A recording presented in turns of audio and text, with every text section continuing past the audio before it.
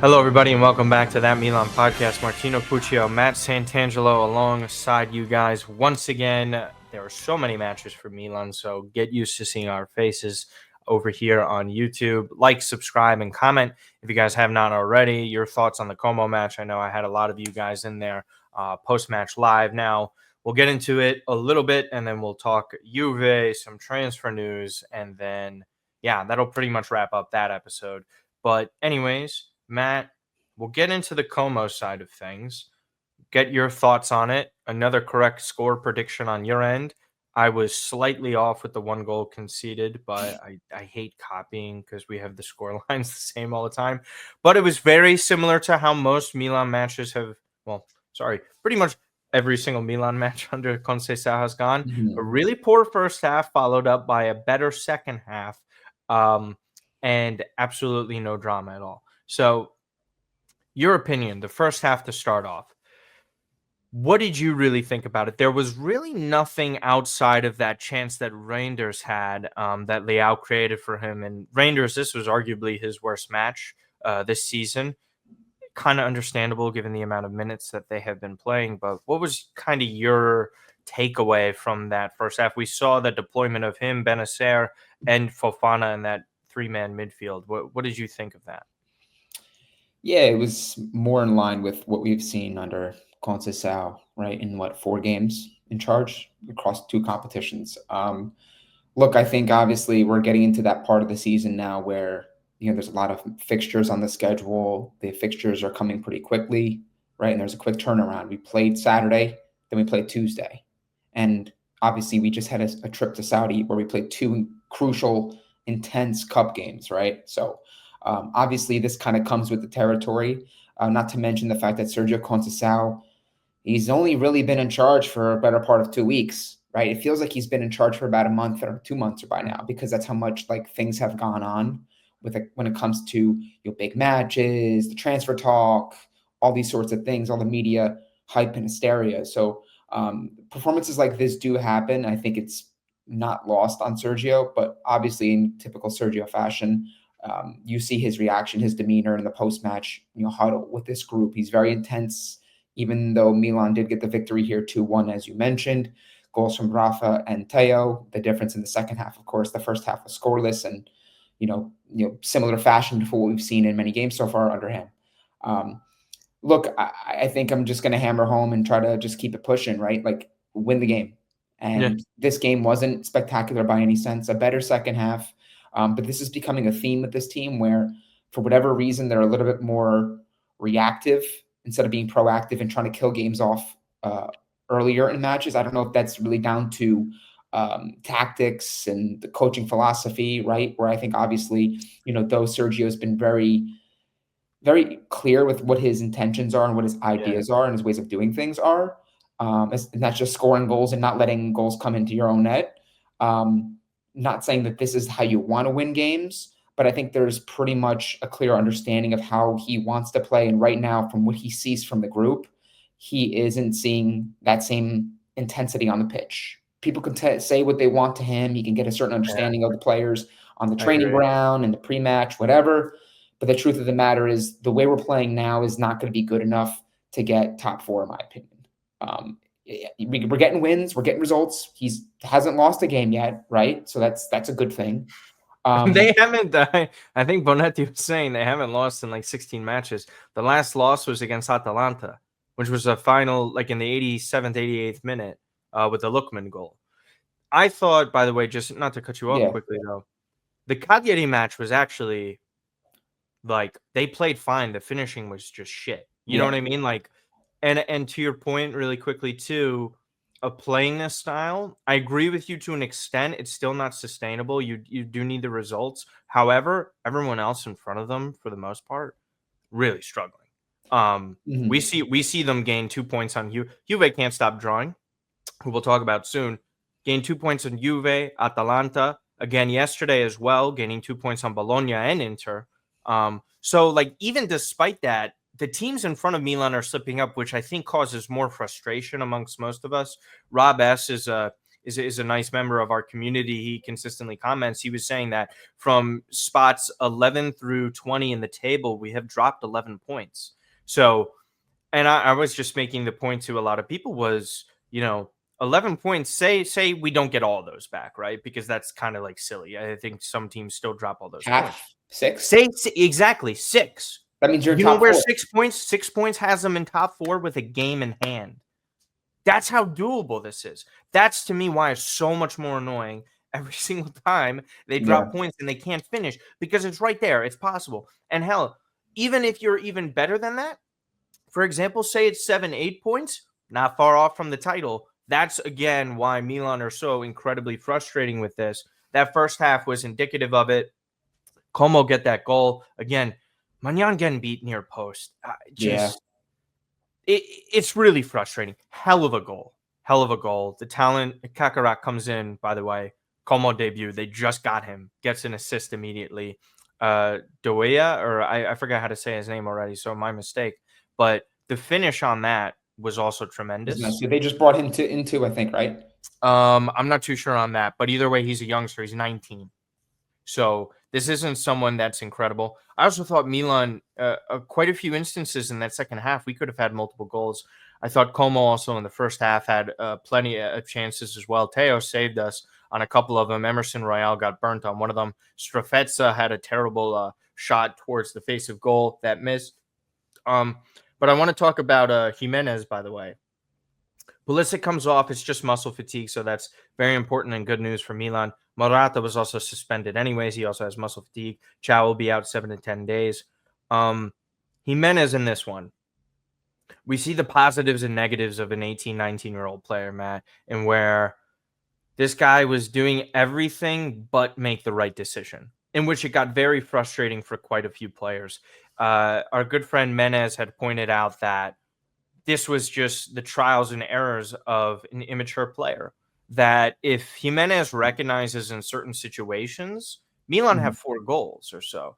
There was one of them where he shoots it right at the keeper, could have passed it. Reinders and Tammy were both in the box with that. Kind of the Jimenez performance, because we might see more of him because of these injuries. What have you been making of it? I still think he's making strides, but there's always going to be those bumps and bruises along the way. So what did you kind of think of his performance? And we'll get into the positives in the goals. Yeah, with Jimenez, it really boils down to inexperience and shaking off the training wheels, right? I mean, this isn't to say he's not capable of starting minutes and playing a key role for Milan down the stretch here in the second half of the season. It's not what I'm saying. But this is a player that, did play for Real Madrid's, I think Real Madrid Castilla, right? So he played their more academy team, right? Which is why he wanted the move in the first place. Which is why he was pushing for the move, right? And obviously, that charting that journey from Real Madrid to Milan has proven really beneficial for several players. Teo, Brahim Diaz, obviously the more recent ones, right? This comes with the territory of playing a young player who is, I think, still a teenager. Not to mention, it took him quite a while under Fonseca to get that opportunity to play. So, now it's the minutes, as we've always pointed out, right, where, a younger player playing in Serie C, Serie B, and the like, it might be 90 minutes or it might be 80 minutes, but what's the intensity of those 80, 90 minutes? What is the temperature of the game as far as, okay, is it more intense? Is it more slower paced, right? So there's elements that go into it. I think he's been fine. I think what we've seen from him is a player that, will take risks going forward. And I like that. I don't want a young player showing that very timid approach. Develops that habit. I want to see from Camarda. That's exactly what I want to see from him too. He looks like, obviously we're still waiting for him to get his first goal, but there's glimpses he's getting involved in those challenges to win the ball back and taking fouls. Like, he needs to get those battle scars as a first team footballer. And I think that's kind of what I see with Jimenez. I think the one, benefit of having a guy like Jimenez and the fact that he plays in the fullback positions is, for however we rate Emerson and Calabria, at least he doesn't feel like, okay, I have to play every game. And Sergio Conceição doesn't feel like he has to play this kid every game and burn him out. And there's a fine line between giving a young player the opportunity to fail and to learn from that failure, and then also putting him in a position where he's constantly failing and he's showing really no signs of climbing out of it. And I think that Sergio's going to do a really good job with that, right? Where I think he's understanding of when to put Emerson in, when the opportunity presents itself for Calabria or Jimenez. He's still juggling that. So in a way, it's good to have options. I mean, I'm not saying that the options we have at this position ahead of Jimenez are anything spectacular and deserve all the minutes. But I think, again, what I've seen from Jimenez is par for the course as far as a young player trying to find his footing at a big club and being thrusted into a role where he's having to still learn, still adjust, yes, but also he's adjusting to multiple coaches within the same season and within a quick turnaround time. So it's his third match. Yeah. So, a lot of people's third manager, but still. Yeah, I mean, again, put in situations like that, the growing pains are definitely frustrating with him. But even in his most positive moments, Emerson Royale, match MVP. I mean, good for you. Listen, he wasn't particularly awful, in my opinion, but match MVP, I don't understand. I don't understand how it doesn't go to Rafa. Rafa was clearly the best player for Milan. Creates the best chances, scores the goals. So we'll kind of get into the positives, right? Teo scoring a goal, his first Serie A goal since he scored against Lecce all the way back in September. Been a really, really rough Serie A season for him. I thought this was a solid match from him. Getting that goal made things a lot better, but again, sort of that situation where you see him struggle. I would also like to say and give a shout out to Gabbia, who's kind of been put in a weird and difficult situation. He's had a little bit of a knock and an injury. And then on top of it, you do have Conceição coming in, who has played Tomori more, who we will talk about. But again, with Gabbia, they just look so much more calm under him. He's still to this day looks like the most confident center back in this team. And I think that really matters moving forward because Milan can ill afford to drop points where center backs are second guessing themselves, catching themselves out of position. Gabbia, we haven't seen that. Sure, physically, maybe not on the same level, but I still think he has solid technical ability. And again, the positioning and leadership skills, it just seems like he's at the right place in the right time when it comes to blocking and putting a stand there. I think he'll ease back into the 11 soon enough. And again, there's been so many matches coming up with Chow being out. We'll likely see him start against Juve. Then again, I thought Musa had a pretty solid cameo.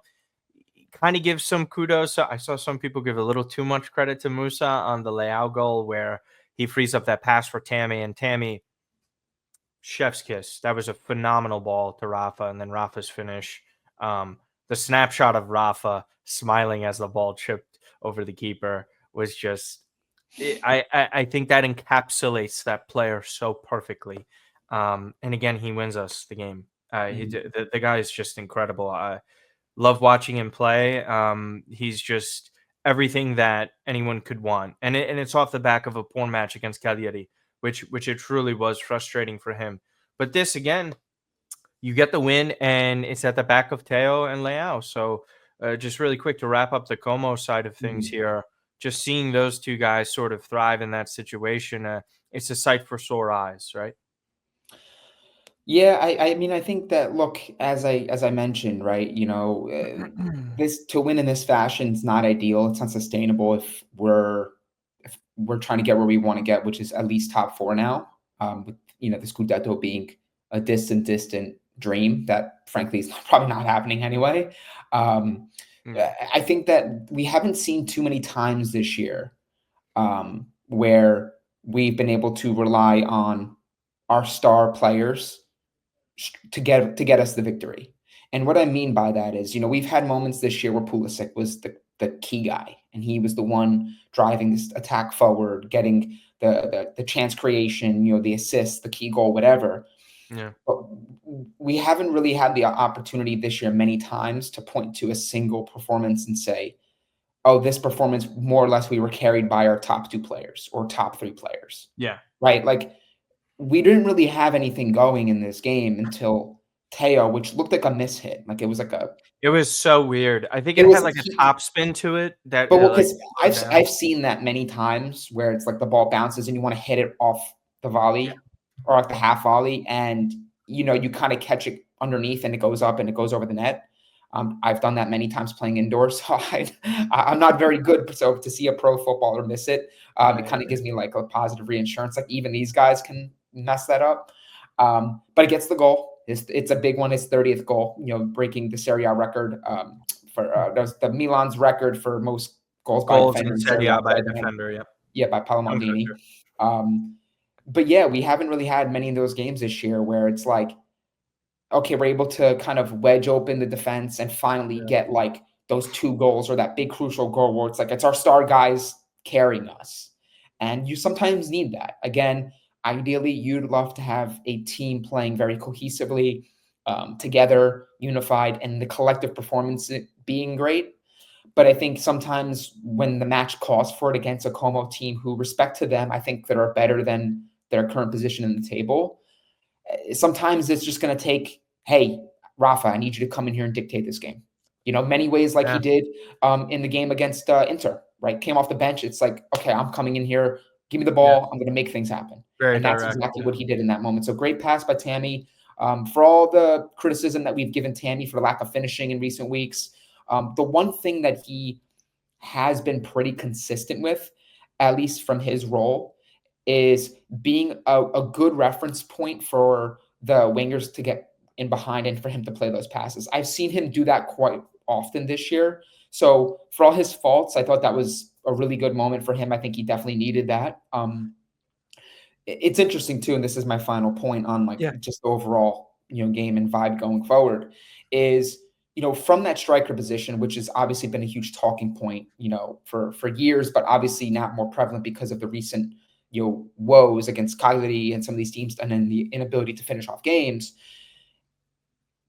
Let me just be clear to both those in the comments, those on Twitter, social media.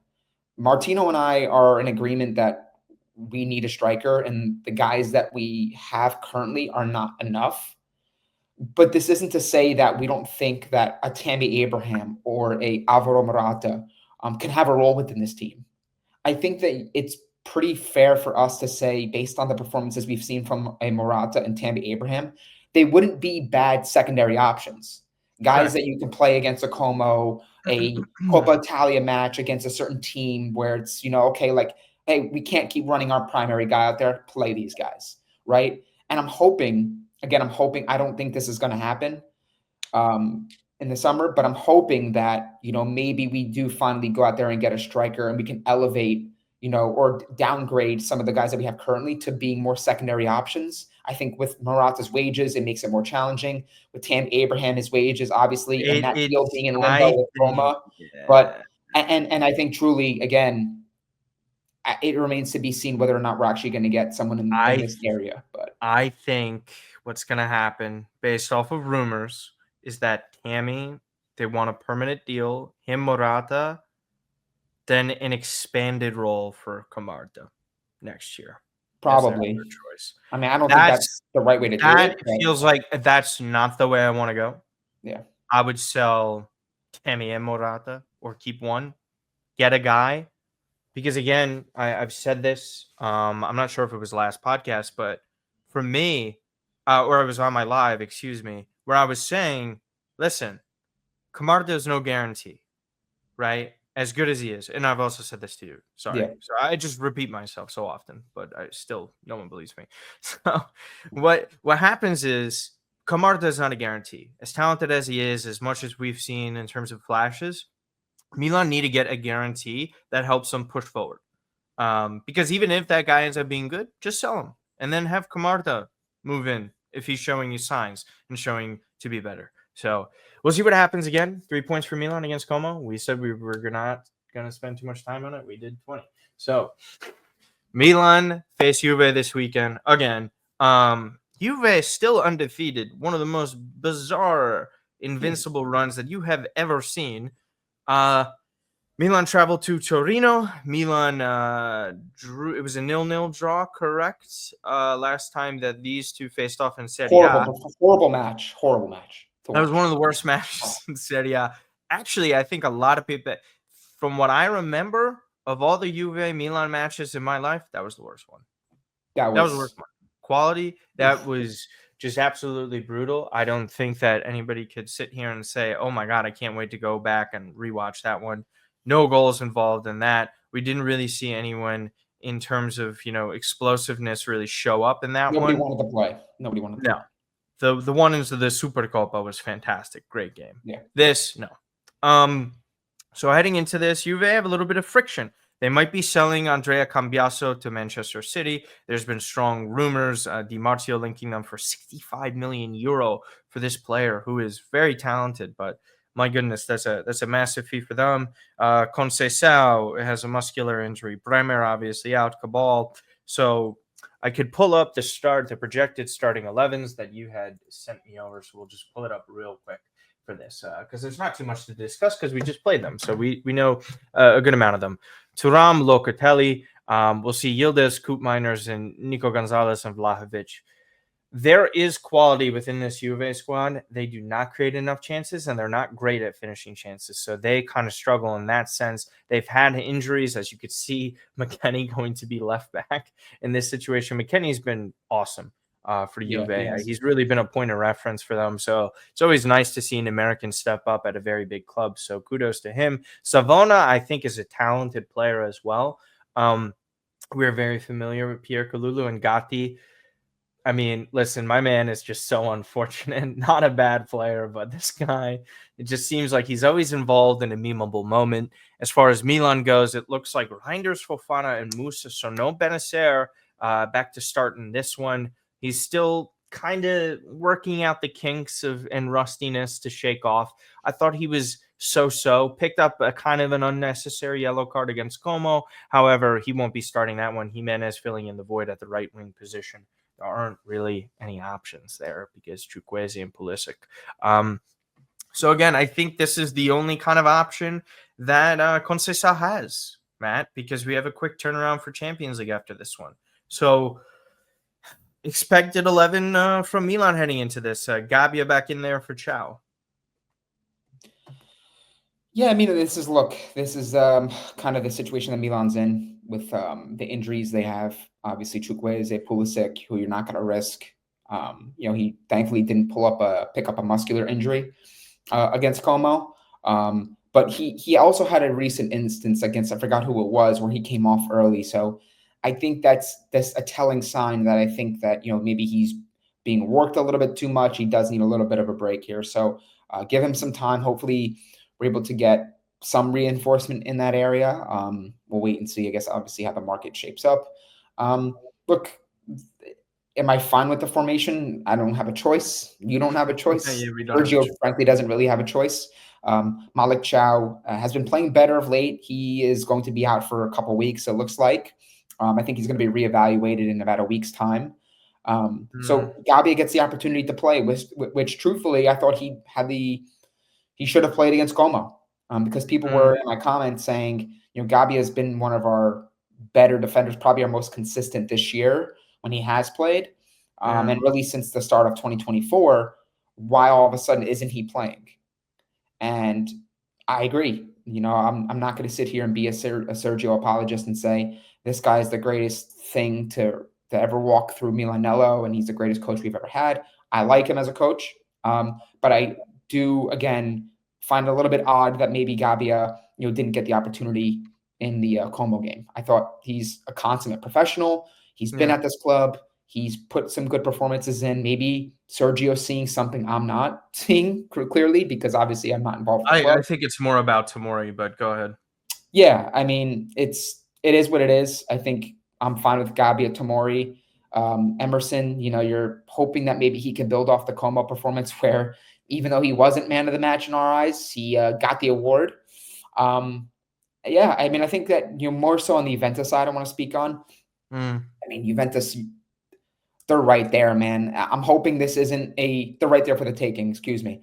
I hope this isn't the performance that we see we saw in the first leg, the reverse fixture earlier in the season, where it was one of the more dull performances again of not just Milan and Juventus this season, but like the entire Serie A. Like both teams didn't want to play. They were playing very like composed and just kind of like, all right, look, we'll give the ball. In their great rivalries history, that was one of the worst Yeah, games. it was really bad. So Coop Miners, a lot of question marks surrounding him. He's looking like the shell of his former self when he was at Gasparini's Atalanta. So there are some issues within this team. I know you said there's talent, yes, but there's a lot of players that, despite their talent, they're really underperforming.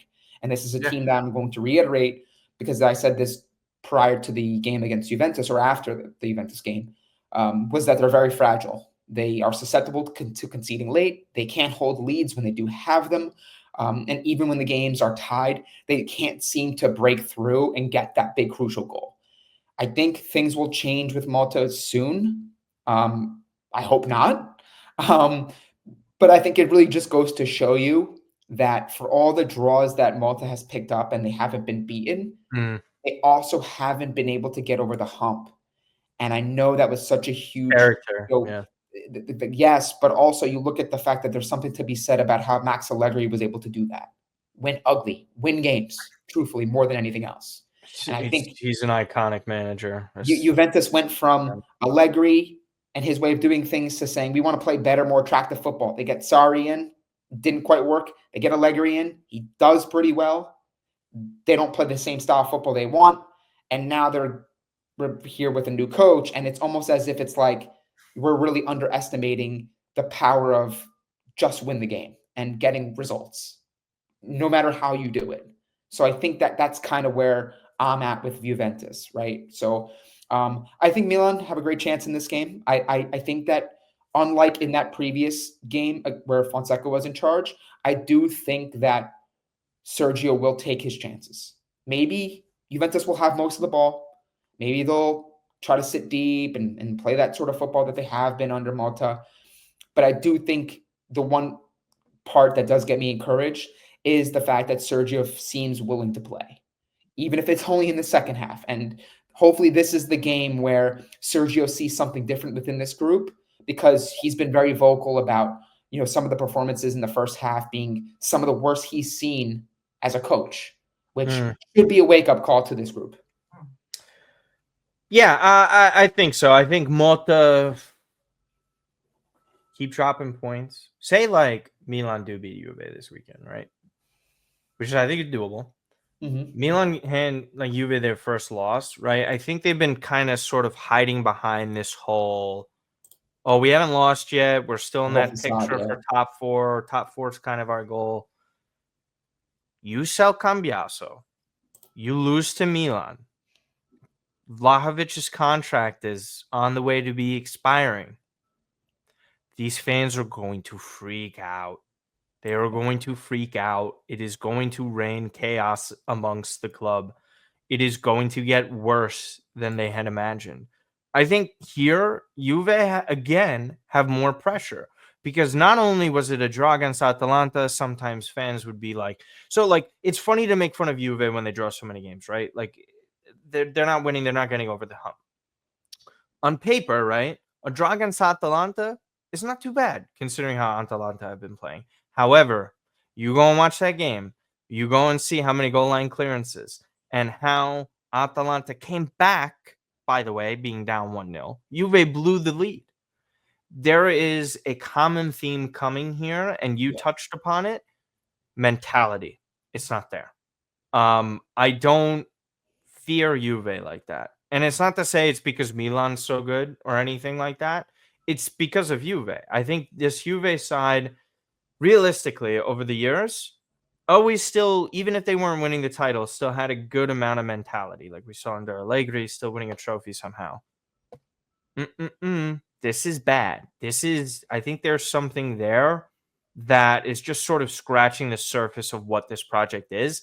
And I feel like it's directionless. And Mota hasn't been doing as well as he wanted. I don't think they'll fire Mota if they lose this game, but the seat starts to heat up. And it's funny because if he only has one loss in the league, you're sort of like, wow, imagine you get sacked when you're almost in February and you have one loss in the league.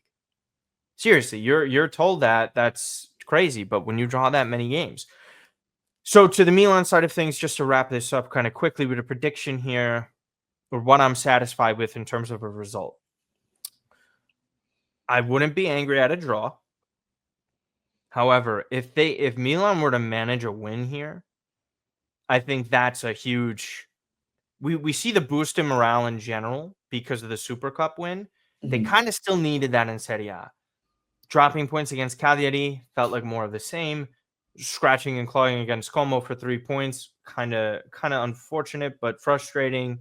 And then a win against Juve, regardless of how Juve are, Milan move that much closer to top 4 and making the season salvageable, which is the most important thing above all. I'm going to go with a 1-1 draw, though. I think Juve are going to have their chances. There's plenty of offensive talent there. Milan still have injuries. They've been playing these midfielders consistently and constantly. I think that might eventually catch up to them. But yeah, I think I wouldn't be shocked if Milan won, but I feel like the most likely result with the way both teams are playing and what's on the line here is a draw, and I'm going to go 1-1. Yourself? I'm going to go 1-1 as well. I would go with a heavier scoreline, but I truthfully don't think that either team has a finisher, the capacity to finish the chances they get. I do think that they'll each grab a goal.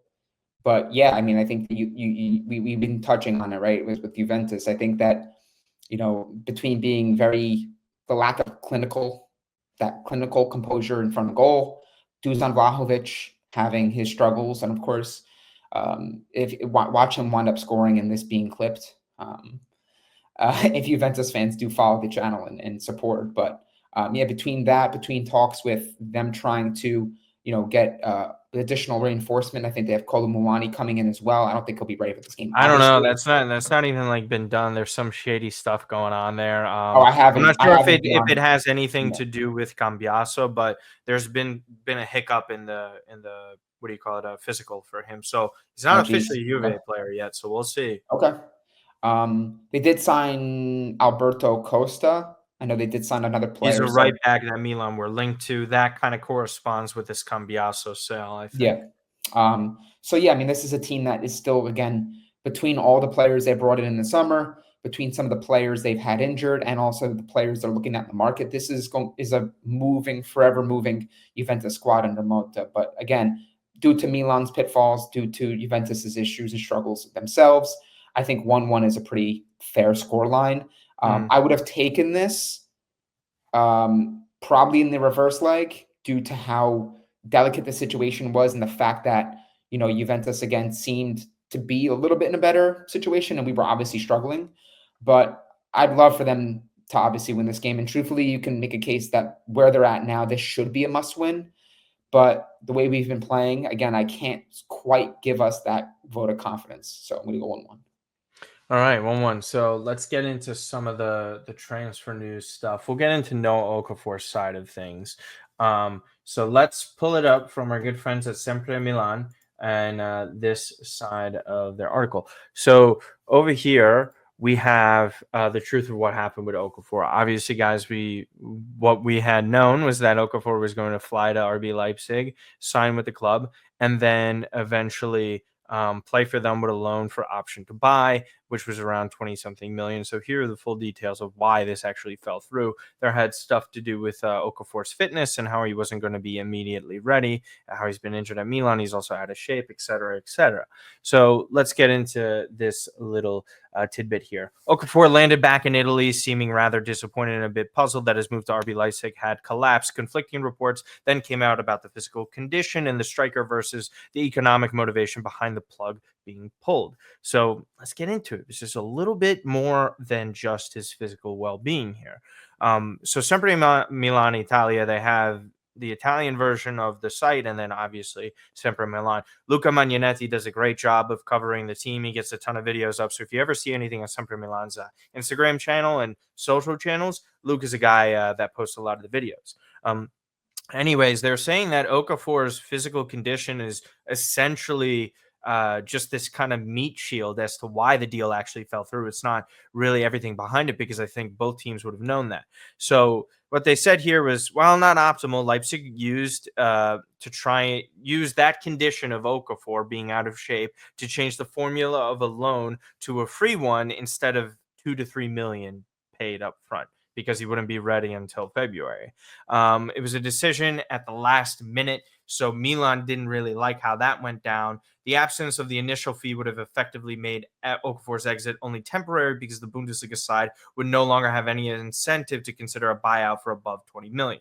The attempt to move the goalpost in the last minute did not go down well with Milan, who are now no longer on good terms with the German side. The Milan management are moving together with Okafor's agents to search of a new destination and on a permanent basis. So not only does Okafor not move to RB Leipzig, he doesn't even come back to Milan, and they're looking for another solution. Rumors have been with Bundesliga.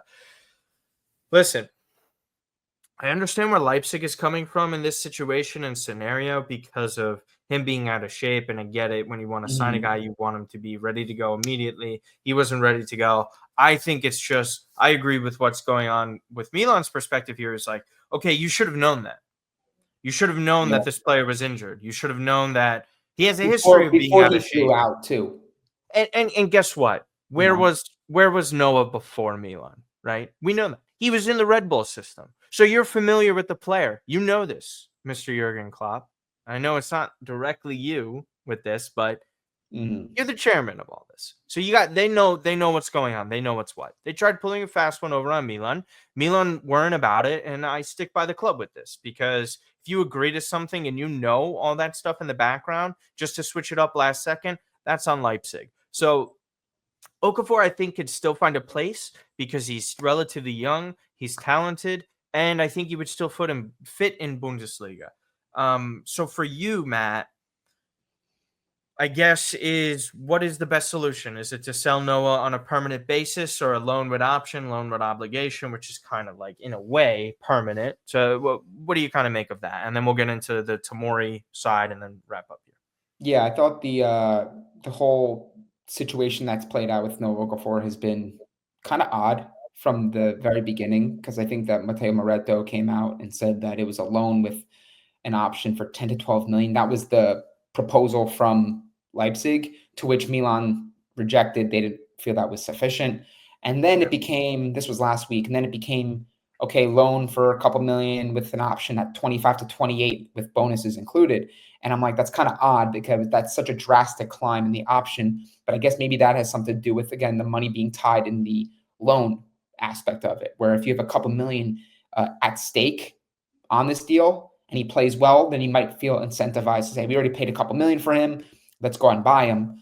But I think that, yeah, this has been kind of strange. And I think that what this does for Milan, unfortunately, is it kind of maybe will have to forcefully soften their position on Okafor, because if they're looking for a permanent solution, now you kind of lost a week. And now this deal is becoming... It's January 16th already. It's becoming a little sour with this deal and the player, where, you tried to get rid of him. They're concerned about the conditions, so they tried to change the terms. Now you have him back, and he might be a player that's a little bit disgruntled, but he's clearly on the outs at Milan. So if you're a potential buyer, are you thinking, okay, we're going to offer him a permanent deal where the money's going to be high enough? I think that Milan are going to have to be in a position where they're not getting anything close to 20 million, 25 million. That's not happening. Okay. If they want to sell him, can they get him for maybe a loan with an obligation under certain conditions for 12 to 15, maybe that's a possibility.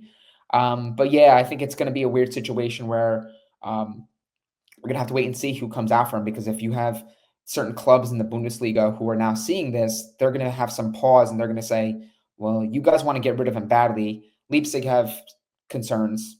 Like, we're not spending out the wazoo for this guy. So I guess we'll wait and see. But I think it's worth noting that it feels as though that while Milan were trying to facilitate this move and work on Rashford, I feel like everything's kind of simultaneously kind of being held up now, because you're not going to bring Rashford in if you don't have a solution for Okafor, right? You would assume. So I guess we'll wait and see. But this, again, is turning out to be a pretty bad market so far. I know there's still time, but the way that things are shaping up and the lack of, I guess, confidence that people have in this management, it's leading me to believe that we're going to get some Terracciano type deal. No offense, not sorry to throw shade at him, but I think it's Yeah, going no, to I be know what you're it's saying. going to be one of those things where we had hopes of getting a player, we couldn't get it done, we couldn't move a player, so we settled and we got just another reinforcement, another body because of the abundance of fixtures and the injuries that we've had. So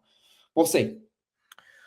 Yeah, it'll be a very interesting end to the window in regards to that. I agree. I think they're going to look at something opportunistic, maybe Bondo or somebody like that. I don't think Milan are going to do anything. I I tweeted mean, about. can I add this real quick too? It's kind of goes hand in hand with, I guess, the rest of the podcast. On a positive note, it feels like the track for Ricci is like still on. Like there's not like doesn't look like there's been like a breakdown. You're I oddly know positive about this.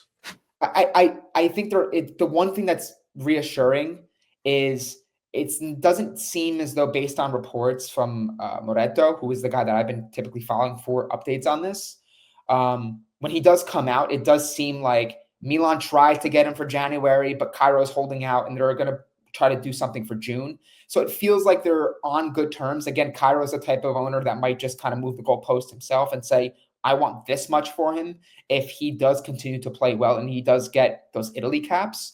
So at least there might be something that good that comes out of this January, where we may not get the players that we need or hope for, but if we can kind of more or less solidify the structure and framework of a deal for Ricci for the summer, I'll take it. I'm leaving here with something. That's all I'm going to say. So you say. We'll see. I don't trust or believe anything. I'm not saying it won't happen. I don't trust that much. Quickly to wrap up on the Tomori side of things. Yeah, I think Tomori not going to Juve seems fairly obvious at this point. Tomori has done a phenomenal job in terms of kind of inching back in. He's been so since he's returned to the starting 11, but essentially the other side of the reports have been saying that Fikayo Tomori, the Juve potentially could have been heating up again because Ruhal wasn't going to sign with them because Barca just won the Super Cup. They were able to register their players, whatever. Bunch of Barca loopholes that they get away with. Rules for thee, not for me.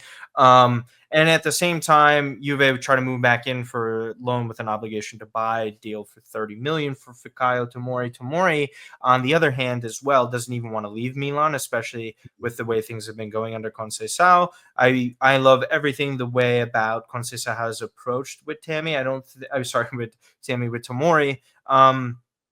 For Fick, I think he just needs to get his feet underneath him and instill more confidence. He's still been very shaky at times, but I still think he's been much better than what we saw in the second half of last season and the first half of this. Yeah. So I think him returning sooner to that form is a bigger deal for Milan in this stretch of games that hopefully get them back into the top forum to win another trophy. So yeah, it seems like there's zero chance that Juve get Tomori, which is just a positive for me, and I think a positive for Milan at the end of the day, because given the situation of where Milan are at in terms of finances, in terms of bodies in that position, Tomori is their in-house solution. He is somebody that they should trust and hopefully get back, not maybe to the heights of the Scudetto winning season, because I think that player is long gone at this point.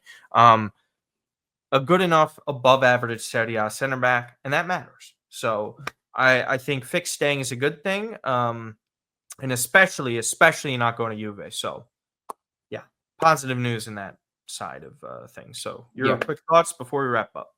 Yeah, that's what you want to see, though, right? Like, obviously, the reports are going to be the reports. They're going to frame the story a way they want or whatever. But truthfully, Tomori's always spoke very highly of Milan, even when he arrived. Players should be put out a video of him kind of like talking about when he arrived, what he felt, and how those negotiations went down, the conversation he had with Paolo Maldini. So this is a player that's won here. He struggled here recently. And I'm hoping that, for some of the struggles that he had breaking in to the starting equation under Paulo Fonseca, the struggles he had, towards the tail end of last season under Stefano Pioli, I'm hoping that Sergio is the guy to unlock him and to get him back to being the defender we saw down the stretch in the Scudetto winning season. Obviously, that was a couple seasons ago, so we'll have to wait and see. But this is still a young player in terms of footballing years, right? He's 27, right, I think, and he's played a ton of minutes at the highest level.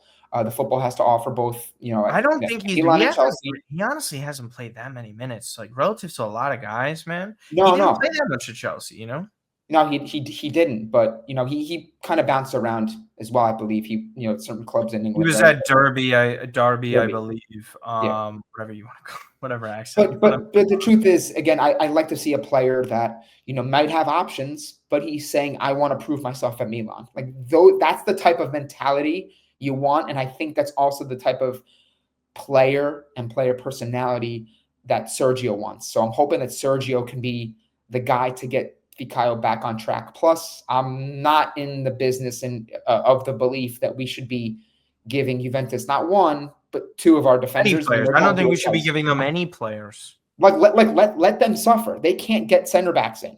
They just tried to get one. Let them suffer. Don't aid them. Don't be aid for their defensive situations. We just saw Kalulu score. We have our own issues back there. So I just don't see the need for us to make this move. Again, we'll have to wait and see how the rest of the season shapes up with Fikayo Tomori under Sergio. I'm not ruling out selling him if the price is right in the summer, but I just don't I think he would go back to the Prem. Also, which is like really funny though, like outside of like Juve being interested in him, the fit for Motta's system makes no sense. This is not a technical ball playing center back. I don't understand where they're coming from with this idea. This is why Giuntoli has a good eye for talent, but in terms of like building team, like Giuntoli is so hit or miss, and this I think is just another example of it.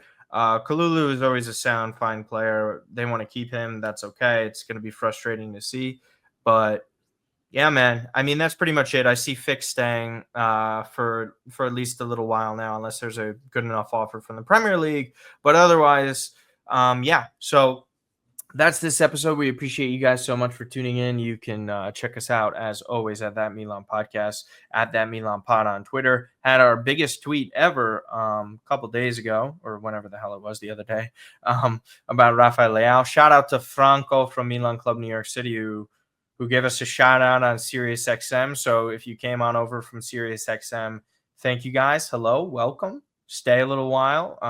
You could subscribe here, Apple Podcasts. You also hear Mr. Santangelo on SiriusXM from time to time. Not early in the morning, though. He's always working out. But yeah, we greatly appreciate all the support. We've really just been on a run of just getting so many supporters in here. Real quick, I just want to give a shout out to someone who came over from Adrian Rabona's channel real quick. Which was a great comment, Matt. While I go and look up the stuff, just plug your socials and everything. Sure. You guys can follow me on Twitter at Matt_Santangelo. Yes, I'm still calling it Twitter, not X. I'm trying to make that adjustment. Keep an eye out for some Serie A fantasy content. Hopefully trying to get a little bit more writing in this year. That's kind of been one of my resolutions for the new year, is to write a little bit more. I know I'm stretched thin with a lot of things going on, including this podcast, but yeah, we always truly appreciate the support you guys give on the channel, on Twitter. Both myself and Martino, we always kind of speak very highly of it in each episode, so we don't want that to be lost on you guys as well. Also, shout out real quick, I have this on. I've been meaning to do this for like months. Stand up. AC Momento.